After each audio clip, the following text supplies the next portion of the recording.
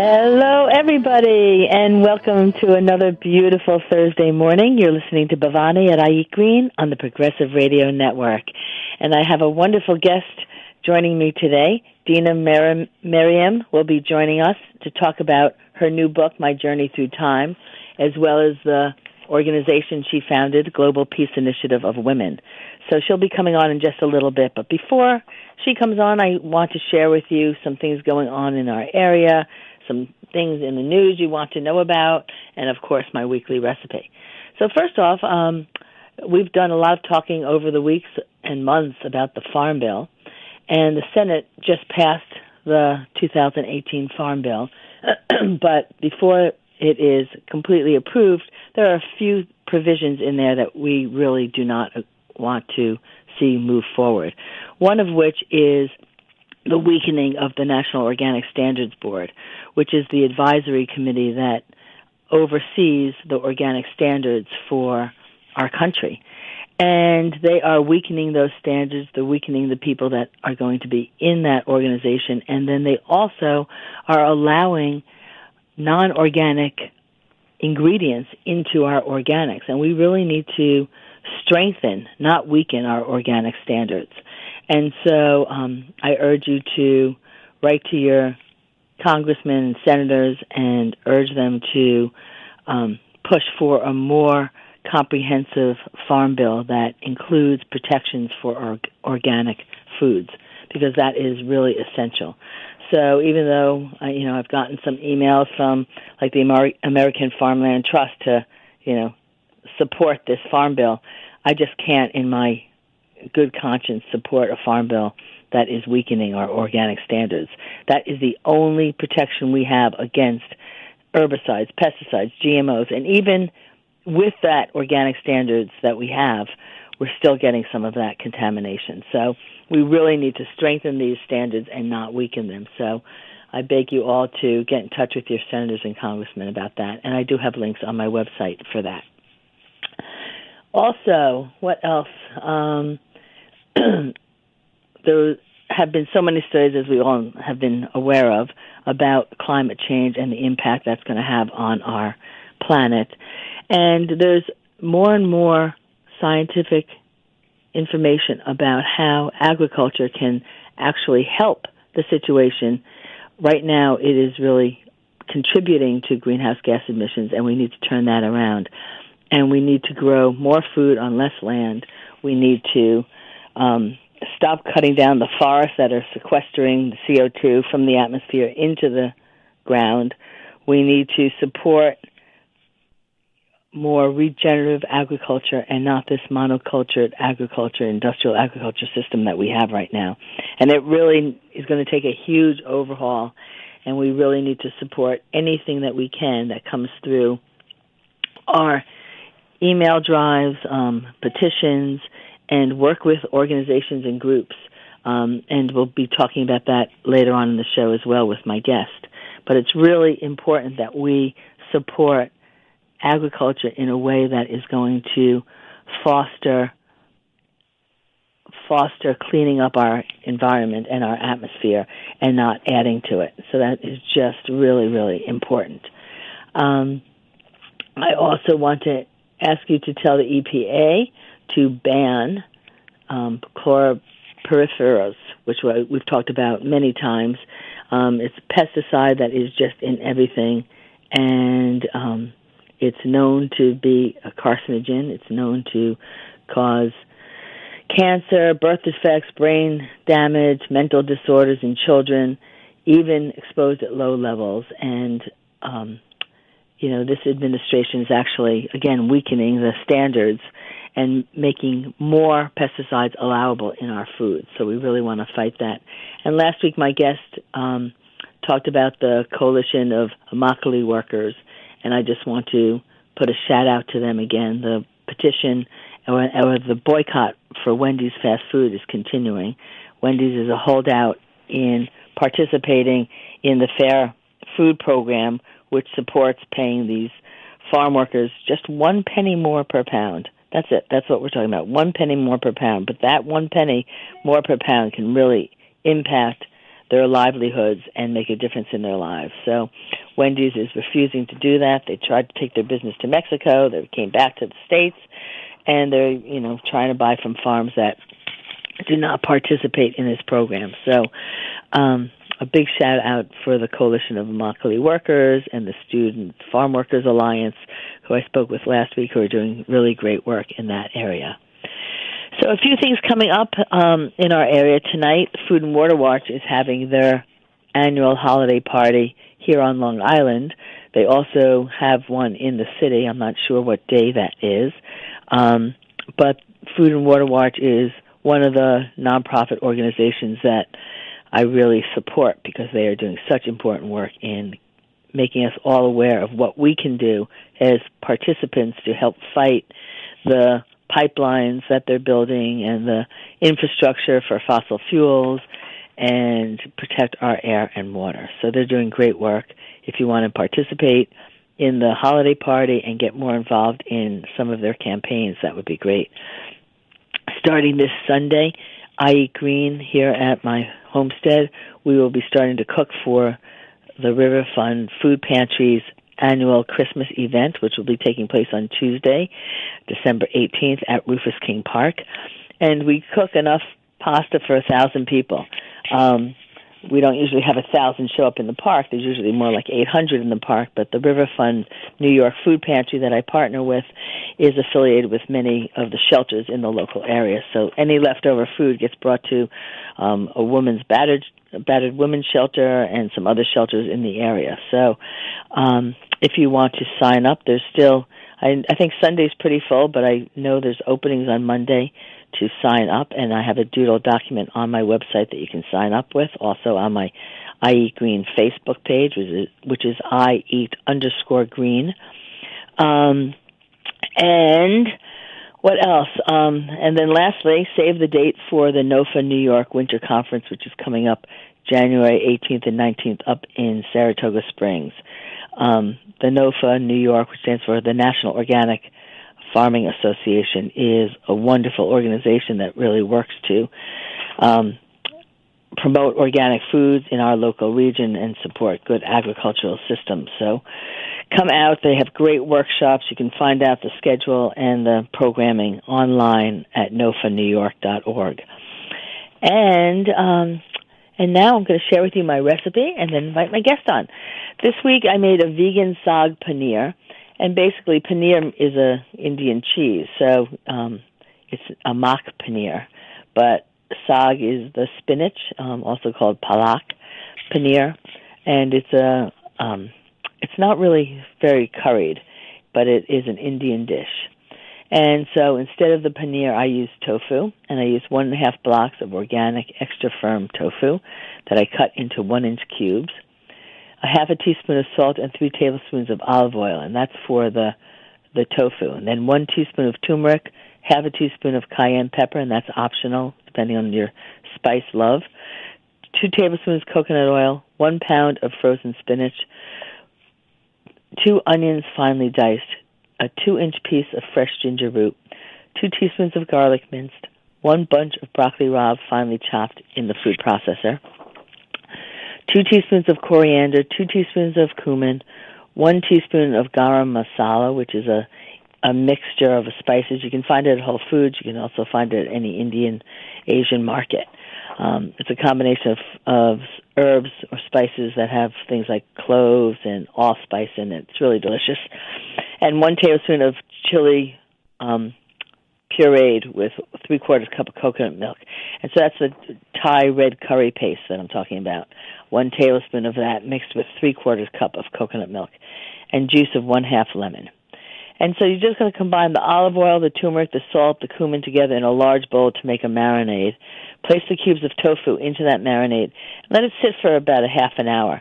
If you don't have time to do that, you can certainly just, mix it up and put it in the oven like that. But letting it marinate for a half an hour helps the tofu absorb those flavors. Meanwhile, heat the coconut oil in a wok and saute the onions, the chilies, the ginger, and the garlic. And while that's sauteing, pulse the spinach and the broccoli rabe in a food processor until finely chopped. Now, if you're using frozen spinach, which I just said, you can buy chopped frozen spinach, and you don't have to put that into the food processor. It's already chopped enough. But the broccoli rabe you want to chop up until it's finely chopped. Then you add the rest of the spices to the wok. Let that simmer for 10 to 15 minutes. If the onion and garlic mixture starts sticking to the pan, you can add a little water to deglaze it and unstick it. And in a separate heavy skillet, saute the marinated tofu until golden brown on all sides. Actually, just so you know, you can also put the tofu into a oven that's set at like 450 degrees, and just keep your eye on it about 10 minutes, 15 minutes, and it will get crispy there as well, and that works really well. So you're going to add the spinach and the broccoli rabe to the wok, add a half a cup of water to help steam the greens, and once the greens are all soft, you can add the cooked tofu and the coconut milk mixture to the spinach mixture, and allow that all to cook together for about 10 minutes. You can squeeze in half a lemon right at the very end before serving, and you can serve it with some saffron rice.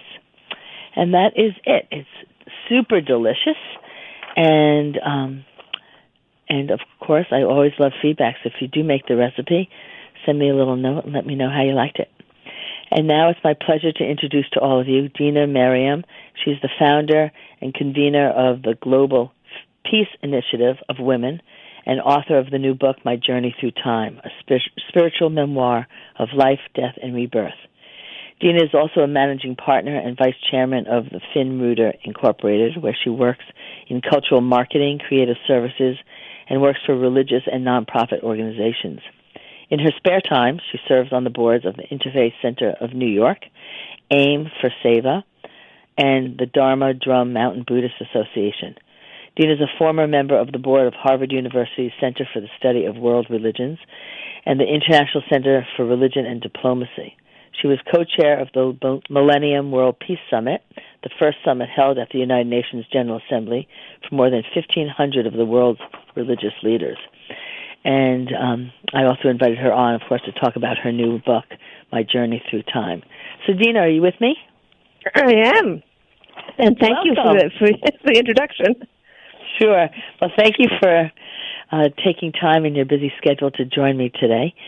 The work you're doing is incredible, and so is your book. But let's start with the Global Peace Initiative of Women. Can you tell us a little bit about this organization that you started and how you got involved with its work? And I'll tell you what we're doing, a little bit about the beginnings and then where we are now, because it's relevant to your introduction. I've just returned from the COP meeting in Poland, and so I can share some of that information. But I first began this about 20 years ago when I sort of backed into the interfaith work. It was never my intention, but I was invited to help organize this big summit at the UN. And in the process, I noticed that there were very few women in senior positions in the religious organizations, and also it was very heavily Abrahamic with very little participation from the Dharma traditions, Hinduism, Buddhism. So I got involved in organizing a follow-up summit, really organized by women spiritual teachers and by the Dharma traditions, which we held at the UN in Geneva, to help create greater balance. And from there, I thought that was all I was going to do in that field, but then we got calls to come work in conflict areas to help bring spiritual resources for dialogue there. So I began bringing spiritual teachers, men and women, but the organization, the vision was held by the women, to areas of conflict. And then in 2009, the UN was having its climate conference in Copenhagen, and we received a grant to bring a delegation of spiritual teachers there to talk about the spiritual dimensions of the climate crisis. And that moved us greatly and really shifted the nature of our work, because we saw that from the governmental side there was complete dysfunction. And from the civil society side, there was a lot of anger and frustration. There were marches and even some violence. And so here we were, a group of about 15 spiritual teachers, trying to hold the space for saying, this is a spiritual crisis, not just an ecological crisis. Humanity is facing a very profound spiritual crisis. And people were really welcoming that message. And so every year since then, we've organized workshops at the COP meeting on the spiritual nature of this crisis. And there's such frustration in civil society, and people often come away and say, well, what can I do? And the words that emerge out of my mouth is food. That's within your control. There's so much that's not within our control. We can't control the energy systems. We can't control the emissions except by lobbying our politicians and through elections. But we can control the food we eat. And that's something that's not highlighted enough at the UN. Years ago, the UN report came out and showed that the meat industry is a bigger contributor to carbon than in the atmosphere than transportation. But it was hidden. It was suppressed, that information. And every year it comes out again, and every year there's lobbying and suppression. So what can people do? They can reduce or eliminate meat. They can eat local. They can eat organic. Then you're part of the resistance. And then you are part of this We're Still In movement, which Jerry Brown and Bloomberg and some of the others started to say, no, Americans are not pulling out. We Americans are still in the Paris Agreement. And so the takeaway from the meeting that's still going on in Poland now is don't wait for the government. It's up to civil society. We have to take the lead because the governments are not. You're right. I've been watching it, and even though one would think we've made some progress, behind the scenes, like you're saying, we're not making progress, we have an administration in this country that should be a world leader and be setting the stage and being a role model, and we're anything but. And it's just, it's embarrassing to be a part of this country with this administration in, for me anyway. But at the same time, it's a great opportunity to mobilize all the grassroots organizations that are working towards change in the area of food to really come together and get this message out loud and clear. I mean, I remember when I first started getting into this, Governor McGovern, Senator McGovern, back in the 1980s, talked about, did this whole research, was funded, and came away saying we all need to cut our intake of meat. And the lobbying from the meat industry just went berserk, and they were allowed to suppress that information. And the best that they were allowed to say was, choose lean meat, That was the extent of it, even though they know that that's what is better for the people. And so, I just always say how, you have to follow the money because there's such corruptness, It's, us being sick, getting sick from meat, getting sick from the planet, is good for business, good for, unfortunately. Yeah, I mean, it's the same thing, what's going on now with the Farm Bill. I'm so glad you brought that up, because these things get sneaked into the bill, and their efforts now to roll back car emissions, and it's the oil lobby that's doing it because it will affect their profits if cars get more mileage per gallon. And so are we going to let money destroy the planet? And that it really comes down to that. Are we going to let money destroy? The Secretary General of the UN just went over there. He hadn't been there, but he saw that things were not moving, and he went over there and he said, "This is a suicide mission. If we don't act, we're on the path of suicide." You can't get clearer than that. Right. And yet, they're not moving. They're not moving. We still have a president that is still denying climate change. It's infuriating. It's as if if I don't like it, I'll just make it go away. As if nature is going to follow, they'll make it go away. Right, or that you have enough money so that the thing that's also so saddening is that the impact of climate change will impact those that are already struggling more than those that have money. And people like the president know that. I mean, it's like, if houses get flooded or burned, people with resources can move upland, They can move inland, they can move up, they can get away from, hop on a plane, get away from some of the tragedies and crisis. But, if it's your one and only house and it's wiped out, Also these refugees that are coming in from Central America, one of the factors is drought, is climate change. And this is just the beginning. I mean, they're expecting, tens of millions of climate refugees from all the islands. Well, where are they going to go? Who's going to take them? I mean, we won't even let our neighbors in who are fleeing drought. So violence and also drought. So it's the Syrian war. Climate was a factor there. Again, changing climate patterns and drought.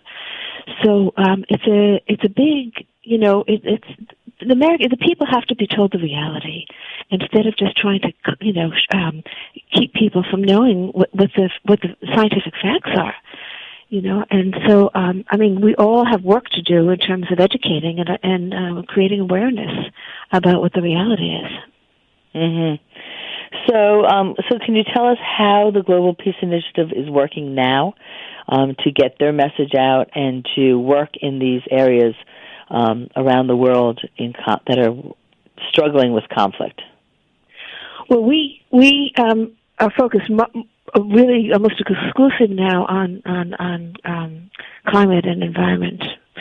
And so in addition to going to the COP meetings, we've been doing a series of dialogues with young ecologists in their 20s and 30s on the scene, the inner dimensions of climate change, getting them to look at the shifts in consciousness that are needed. In other words, to stop looking at nature as commodities that we can use and abuse and to look at nature as living beings, looking at the rivers and the forests and the earth herself as a living being. So it's this consciousness shift, and we've done dialogues now with young ecologists in Africa, Latin America, North America, Europe, Asia, and just a few months ago in the Middle East from all the Arab countries. And we're working toward a global summit of all these young people, and they're a wonderful group.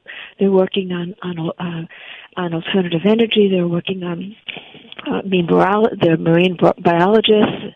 The people working in regenerative agriculture, and it's wonderful to see how they're forming a global movement. And they need support, because this is the generation that is going to inherit the situation. Young people in their 20s and 30s now. In another 10 years, they'll be at the peak of coming into their professional work, really. And that's when we're going to start to see some really extreme things. So these young people need the spiritual resources, and they've responded extremely well. In our day, there was a real disconnect between the environmental movement and the spiritual movement. And the environmentalists kind of said, you're just sitting on your cushion, what are you contributing? And the spiritual community said, well, what are you accomplishing? You're not advancing spiritually. But they've come together now, and that's a really positive sign. I'm so glad to hear that, because I came into my spiritual life early for a young person. I mean, I was my late teens, early 20s. When I found my teacher and kind of set my path. And as I got older and became a mother and was feeding my children healthy and started learning about food, if you care about food, you have to become an environmentalist. I mean, there's no way you can care about the food you eat and not get passionate about the environment. So that kind of happened to me early on, but I found it very frustrating that I felt kind of alone in that. Like a lot of the people that I knew from my spiritual group weren't really joining me in that area. And it was at times frustrating because, I'd say, let's do this. And I'm just focusing on love and that's going to change everything. And sometimes you actually have to do a little bit more than do just something. Meditate with that love. What's that? Love in action. Right. Love in action. Exactly. You need the two. I experienced the same thing. I came into my spiritual life also in my late teens, and most of my friends were just, running off and having a good time in India, and I was a passionate environmentalist, and nobody quite understood what I was doing. I mean, even to this day, a lot of the people in my spiritual network, I don't bother to try to proselytize, but when the world is on fire, you can't just sit in your cushion. The divine is calling you to act, and it's love and service. That's what it is. It's love and service. Mhm. Yeah. That's great. I'm so happy to know about your organization and the work that you're doing, because I was not aware of it prior to this, and yet you and I have met many years ago, and I had no clue that you were involved with that. So it's just wonderful. So I wanted to tell you about a local initiative. We realized in the course of doing our work with the American ecologists that the factor that really moved people was connection to the land, and that this had to be a local initiative. Lots of different local initiatives. So last June, we brought a group of young urban farmers, mostly from the New York area, but also Baltimore, Philadelphia, Boston, together up in the Catskills for 2 days of discussion. And we had, again, some spiritual teachers. There's a Lakota leader that we work with. And it was a phenomenal success in that they have stayed together and stayed connected. And the problem is that with young people, they're so busy doing their work, they don't really have time to focus on the network. And so they depend on an outsider to come and then bring them all together. And they don't have the funds, really, to go traveling around to see what others are doing. So we're hoping to do this again with a larger group sometime in spring. And it's not an expensive thing, so it's easy for us to do. We depend on grants for our work. But I think that highlighting the importance of getting everybody involved in the food growing process in one way or another. If you can't grow it, then your neighbor or the person down the street is connecting again to the process of growing food. And in some cultures, that's part of your spiritual sadhana. It is a spiritual process, the growing of food. It's not divorced from your spiritual life, because you're working with the life forces. You don't have to tell you this, but this is something that we've increasingly come to recognize, that we can't divorce our spiritual life from everyday acts.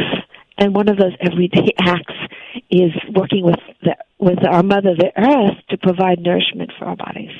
Mm-hmm. And yet in our society, we've come so far from that, so removed. People that shop at a farmer's market are a little bit more connected, but the majority of our country shops in a big supermarket where you can just, get anything you want, the cheaper the better, and there's really no connection to where that food's coming from. I remember, I'm very rarely in a regular supermarket, but I was in one, and, I saw the price of, I think, a 2-liter bottle of Coca-Cola was like 79 cents. That's cheaper than a small little bottle of water, And I'm thinking, no wonder why everyone's buying this stuff and drinking it, because it's the cheapest thing. And, those people that don't have a lot of money, that's, one of the issues that, the River Fund is working with all the time, when you're dealing with poverty and you're dealing with hunger, people are just going to try to, make their dollars last as long as possible, and, they're going to buy the cheapest food that they can. And so in communities where that is a struggle, we need to provide affordable, healthy food so that they have better choices. I don't know. It just baffles me, because those are the communities that have the largest health problems as well. And people don't realize that the quality of the food affects not just your physical health, but your mental health. And it creates, destabilizes your whole mental system and emotional system. So it's a very serious problem. And I think we're just at the beginning of an agricultural movement that returns agriculture to the people. There have to be co-ops, urban co-ops. Of course they exist to some extent, but not nearly at the level that they need to in order to give people access to clean, healthy food. Mm-hmm. And how much work does your organization do with educating people about the different types of agriculture? I was talking about regenerative agriculture, really putting nutrients back into the soil. Of course, with Rudolf Steiner, we got into biodynamic type agriculture. Do you get into any specifics, or no-till? Do you get into any of those specifics, or is it more just focusing on bringing the spiritual work into the agricultural work? Well, when we gather people, we try to bring people from the various different practices. I've worked very closely with the natural agriculture movement, which is really promoted in Japan through some of the Shinto organizations, which is really, they don't use any additives, not even manure. But they're also working with the regenerative agriculture. So I do work closely with the umbrella of the regenerative agriculture, but more as a convener, because I am a farmer myself. I have a big garden, but I can't claim to be an expert. So, but we always have people involved with permaculture, and it's wonderful to see how they talk among themselves. So while I myself try to do natural agriculture, but I do use on occasion some compost and some composting. Yeah. So we leave it up to the young people to really kind of just talk among themselves about which they prefer. Our main point is you got to form this network. We've got to grow this movement, and if we can help support you as a convener, we're really conveners. Is that we bring together people. We get grants, and so that we can bring together people, host them. They don't have to pay. We bring them to our site. We feed them, and we give them a platform to dialogue. So that's how we function, and it's been exciting to do it in different parts of the world. I mean, we're just coming from such a dialogue with the Arab young leaders, and it's a complete disconnect from what their government is doing. Just like here in America, we've got a whole movement that's very far apart from what our government is doing. It's encouraging to see that exists around the world. Mm-hmm. We tend to think of like Saudi Arabia was just at COP called the climate movement the climate mafia. Can you imagine? But we had delegates from Saudi Arabia who were so passionate in their environmental work. So there are people everywhere trying their best to change the course of the human community. Yeah. And it's a big job. It's a really big job.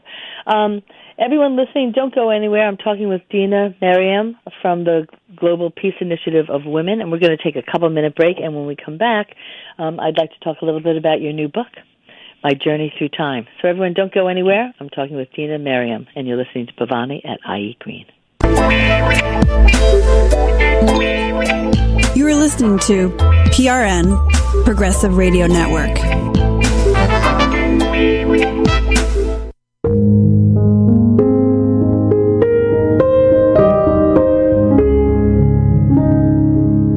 Hi everyone, I'm Gary Null, the founder of the Progressive Radio Network. Today we have more than 80 producers bringing forth the most progressive and most liberating information, the kind of information you do not regularly hear on any of the mainstream or alternative media. You can help us now. Up to this point, I have virtually supported the Progressive Radio Network, all of its expenses and payroll, myself. But we would like to expand our reach. We'd like to do far more. We'd like to be able to advertise on Facebook and let others know we exist. We are the #1 progressive radio network in the world. In fact, we have programs that are most listened to in all of progressive radio. But we could go a lot further. Our message can reach a lot more people, especially at a time when people are desperate for honest, objective insights on the important topical issues of our day. How can you help? It's simple. Go to prn.fm, go to our main page. In the upper right-hand corner, you'll see a little button, Support Now. And then whatever you can contribute on a monthly basis will make a big difference. It will help get the message out. It will help inform more people, will give them more choices. This is where you'll hear in the independent candidates and the people looking to challenge the corruption in government and industries. But we need to get our reach out further. So please, whatever you can afford on a monthly basis, and there's some suggestions there, and it'll be automatic. All right? Thank you very much for continuing to help us help you and the rest of the world on these important issues.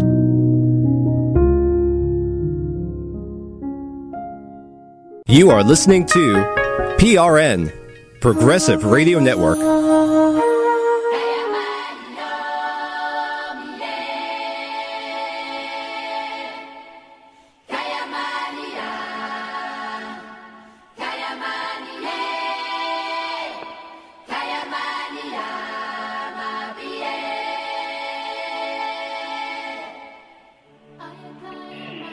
Welcome back, everyone. You're listening to Bhavani at iEat Green on the Progressive Radio Network. And Dena Merriam is my guest today. She wrote this new, beautiful book called My Journey Through Time, a spiritual memoir of life, death, and rebirth. And she's also the founder of the Global Peace Initiative of Women. And so we've just been talking about the Peace Initiative, and I'd like to now move on a little bit and talk about this new book. Dena, are you with me? Yeah, I am. Yes, thank you. Sure. So your book is really so enlightening. It's really amazing. How did you first come to know that you had prior lives? How did that come out for you? As a child, I had inklings as a child, as I think most children do. I think most children carry elements from their past, traits from the past, interests in the past, and then gradually they get engrossed in their current personality and their current work. So I always accepted rebirth, and it just felt very natural to me that, of course, I've lived before, and just recycling through again. But it wasn't until I was really in my 30s that I began to have, dreams and visions and start to recall very concrete memories. I don't know why it happened to me. I mean, I was a long-time meditation practitioner, a very serious one. I took very seriously my meditation practice. And I think when you are involved in a deep practice, things happen. Different things happen to different people. Some people see light, some people travel out of their body. All kinds of things happen. None of that happened to me, but what happened to me was that my memories began to emerge. And often it was during meditation that I began to have these experiences. And after sitting with them for about 10 years, I decided, first I'd recall elements of one life. It was always tied to something that was happening in my current situation. And then I thought, wow, it took me a long time to process all that. And then a few years later, another current life situation started to awaken memories of the life before that, and so on and so forth, until I really went back several hundred years in time to a number of different births. And I began to see patterns. And I've always been interested in the workings of cause and effect. Because everything has an earlier cause. Nothing is arbitrary. Everything that we do has an earlier beginning. And so I began to see these patterns building, and I came to understand more fully why I was working to promote the voices of women spiritual teachers, and why I was working in the interfaith world trying to create this balance between East and West. So my life began to make much greater sense for me, and it's an ongoing journey. It's not over. Memories continue to emerge for me, and so I'm on this kind of search for understanding of who I am and why I'm doing what I'm doing. Mm-hmm. And how have those memories impacted your current life or informed your current life? Well, it helped me understand. First of all, if the past has created our present, then our present is creating our future.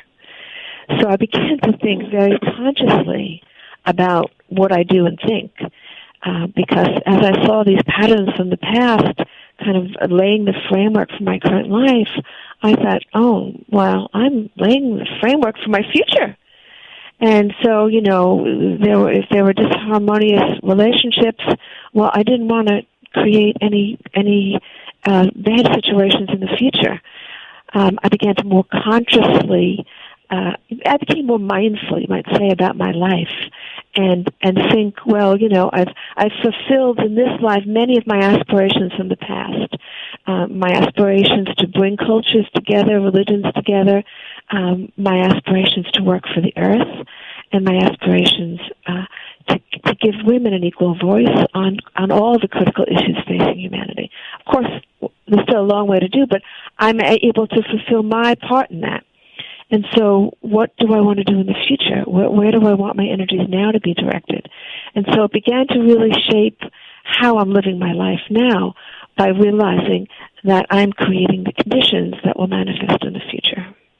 Mm-hmm. I think for so many people as we get older, one of the things that we do start really thinking about, and you don't think about it so much when you're young, if you have a fulfilling life, you're not usually thinking about death, but as we get older and we see loved ones pass away and we know that our time is getting closer and that we don't have forever to live, how has knowing that, there's life after this life, how does that impact your life, or does it change?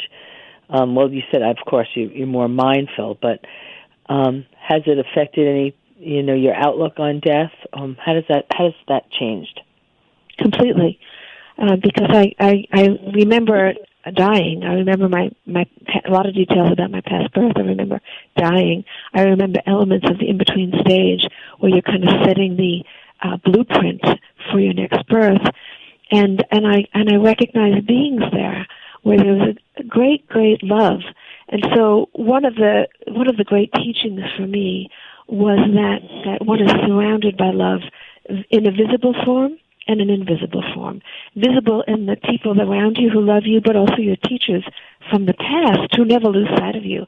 There are teachers that I've had in past births who, when the memory was recalled, I immediately connected with them and felt their love and care for me at this moment. And I also connected with a being who does not incarnate on Earth, from another dimension, you might say, where once that memory was recalled, I felt an ongoing, the connection was reignited.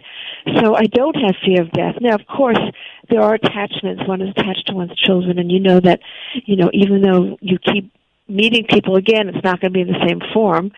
And so there is a preciousness about this moment. But there's no doubt that love continues, and love is the most vibrant force in the universe.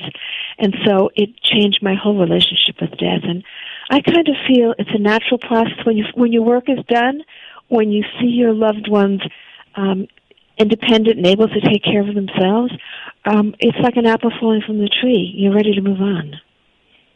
Yeah, it's so true. I mean, as I've gotten older and I look at my 3 beautiful children who stand on their own, each individual and each so different, you really feel like, wow, this is my life's work.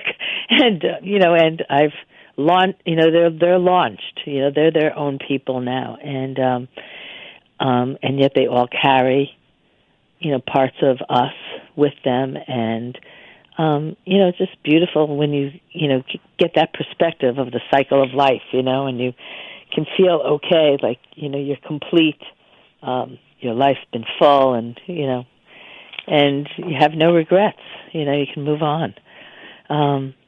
I think that's the next big frontier, is that humanity science will discover that consciousness continues, and that we need to make friends with this passage, and be at peace with it, and not fear it. It's getting over, because so much is governed by this fear of death. So much of our collective life is governed by that. And if we can see beyond, if we can see the past and begin to envision a future, I think it does a lot to take away that fear. Mm-hmm. And so you touched on it, but how has that recognition affected the work that you're doing now? Well, I try to bring that consciousness to all of the work. We talk about it openly, And when, people talk about, we've got to save the earth for future generations. Well, you are the future generations. You'll be back. So you are, in a sense, creating the situation that you're going to have to face. I mean, the more the environment is degraded, we're going to come back and be born into that world. So what my experiences have done is changed my complete perspective and outlook on how I approach even the environmental work, and to help people wake up to the fact. And I think we are not going to solve our problems until the consciousness of the human community evolves. And so the key here is evolution of consciousness, raising the consciousness of people so they can have a broader vision and not just think, in terms of the next election cycle, the next, stockbrokers report, or their next quarter. It's got to be. We've got to think in the long term. We have a long past. We have a long future, and we're in it for the long term. Right, we are. And so, you're right, and everybody listening, we will be coming back into the world that we're creating now. And so it would be nice for it to be here. Now, you also work in the business world, like the straight business world. How do you integrate this spiritual work, your environmental work, and the business world that you're involved with? Or do you have to keep them separate? I do keep them separate in some sense, and then I'm not very active. The business is founded by my father, and he was very supportive of my NGO. He got me involved. He was very close to Kofi Annan. He got me involved in the UN work. He did a lot of pro bono work for the UN. So he started this public relations firm in the 1940s, and then my brother took it over. My brother's also very supportive of my work, so I'm allowed to house my organization within the company. I have some oversight of the nonprofit work the company does. They do work for regenerative agriculture and a Buddhist organization. And so there are a few projects that kind of relate to my work, but I pretty much just operate out of here. I have some ownership in the company, and I'm very close to my brother, and we check in with each other. But I spend a lot of my time now doing this nonprofit work. Oh, that's wonderful, because you're good at it, and we need you. So we need each other. What was that? We need each other. Yes. So how would you address people who don't believe in reincarnation? Well, I think it's not a matter to me of belief. You can only believe what you've experienced. And so these are my experiences. If you don't believe in it, well, there's another way you can look at things. You can look at things as, you're looking out for the well-being of your children and grandchildren. And I don't try to convert people. I say I'm sharing with you my experiences. Try to look more deeply into your own life. I've seen with my own children interests that they have. I've seen it with my grandchildren now. It's so clear to me. You see things that they carry from their past. How does that happen? How does that come out of me? I have a grandchild. From the time he was 3, he was talking about Tibet and remembering Tibet. And you can't explain these things. So I think if you look carefully, reflect your life. And I've heard that, over 25% of American Christians now accept rebirth. So I think that people are, memories are emerging for a lot, or there for a lot of people. They just don't know how to process it. They don't really pay attention. Maybe it doesn't seem relevant to them. But I just say to people, just reflect on your life and see what your inner self tells you. Mm-hmm. And from your book or your experiences, can you share with us maybe, I don't know, say 3 main teachings that you've gained from your experience in retrieving these memories of your past births? The teachings that are most vital for me are that there are, when you look at a whole life, I describe a life that I remember in 40 pages. There are highlights. What are those highlights that you're going to take away with you? Because that's going to carry you forward. So I think a lot about what the highlights of my life are going to be. Who are the people who are going to really stand out for me? What are the things that I've done that are going to propel me forward? The second thing is the message of love. The teachers that I've had in the past, I still, centuries later, am so moved and inspired and nurtured by their love. They've not disappeared from my memory. So the power of love to cross over death and centuries and to still nourish and inspire one is a very powerful message. And then the third thing is forming a new relationship with death and beginning to think more consciously about the future. Mm-hmm. Well, that's good for everybody to take in. That's beautiful, really beautiful. So your book's available on Amazon and most bookstores. So anyone who is interested, it's called My Journey Through Time, a spiritual memoir of life, death, and rebirth.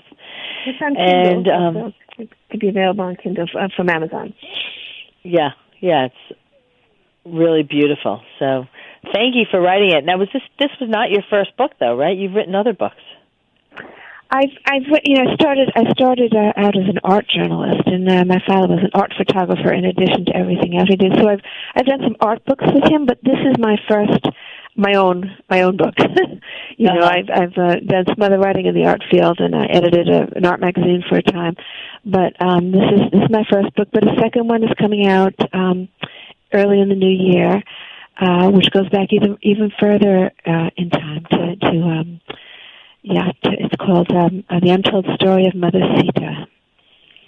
Ah, beautiful, beautiful.